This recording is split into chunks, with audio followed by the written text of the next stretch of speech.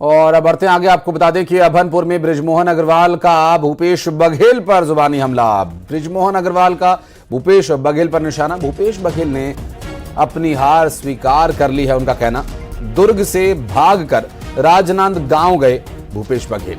कर्नाटक जीते तो ईवीएम पर क्यों नहीं उठाए सवाल। चुनाव प्रणाली पर सवाल उठाना देशद्रोह जैसा है। भारतीय जनता पार्टी के कद्दावर नेता, कैबिनेट के मंत्री और लोकसभा चुनाव में इस बार भारतीय जनता पार्टी ने इन्हें रायपुर से उम्मीदवार भी बनाया है, बृजमोहन अग्रवाल। और उनका यह कहना है कि दुर्ग से भागकर राजनांदगांव गए हैं बघेल।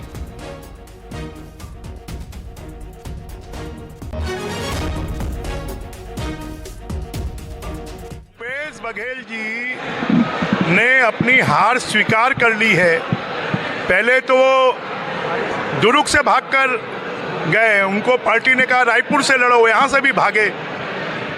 राजनांदगांव भागकर गए। ताम्रध्वज साहू दुर्ग से भागकर महासमुंद गए। देवेंद्र यादव दुर्ग से भागकर बिलासपुर गए। तो उन्होंने तो अपनी हार मान ली है कि उनकी जनता ने उनको नकार दिया है।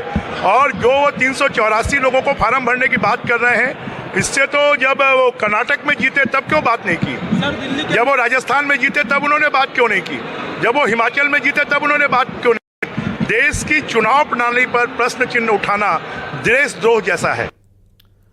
और हमारे सहयोगी शेख इमरान इस वक्त हमारे साथ जुड़ गए हैं। इमरान, ये लोकसभा चुनाव अब और दिलचस्प होता जा रहा है। बृजमोहन अग्रवाल जिस तरह से घेर रहे हैं भूपेश बघेल को, ये कोई पहला मौका नहीं है। बीजेपी इसी मुद्दे पर घेर रही है उन्हें।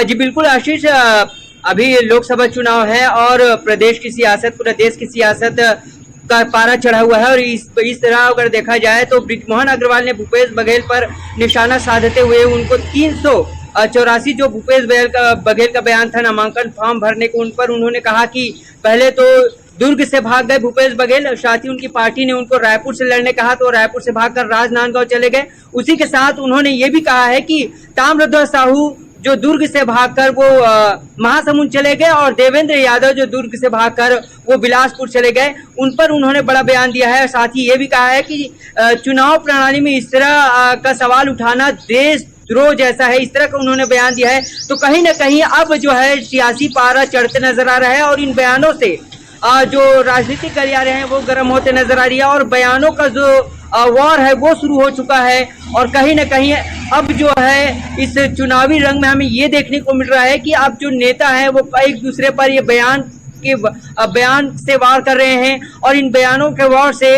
सियासी पारा गर्म हो रहा है। लेकिन बृजमोहन अग्रवाल ने जिस तरह भूपेश बघेल के बयानों को लेकर जो तंज कसा है, इससे अब प्रदेश में भी सियासत गरमाने लगेगी और ये बयान जो है लगातार कांग्रेस और बीजेपी दोनों के बड़े नेता दे रहे हैं। लेकिन अगर बृजमोहन अग्रवाल की बात करें तो सबसे ज्यादा उन्होंने निशाना 384 जो नामांकन फॉर्म भरने की बात भूपेश बघेल ने की है, इस पर उन्होंने ये भी कहा है कि उस वक्त ये बात क्यों नहीं की जब कर्नाटक, हिमाचल और राजस्थान में जीते, तब ये बात क्यों नहीं की। इस तरह उन्होंने बयान देकर भूपेश बघेल पर निशाना साधा है।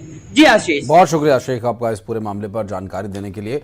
और बढ़ेंगे आगे, रुक करेंगे कुछ अन्य खबरों का। आपको बता दें, कांग्रेस के पूर्व महासचिव और एआईसीसी के मेंबर अरुण सिसोदिया ने पार्टी के नोटिस का जवाब दिया। उन्होंने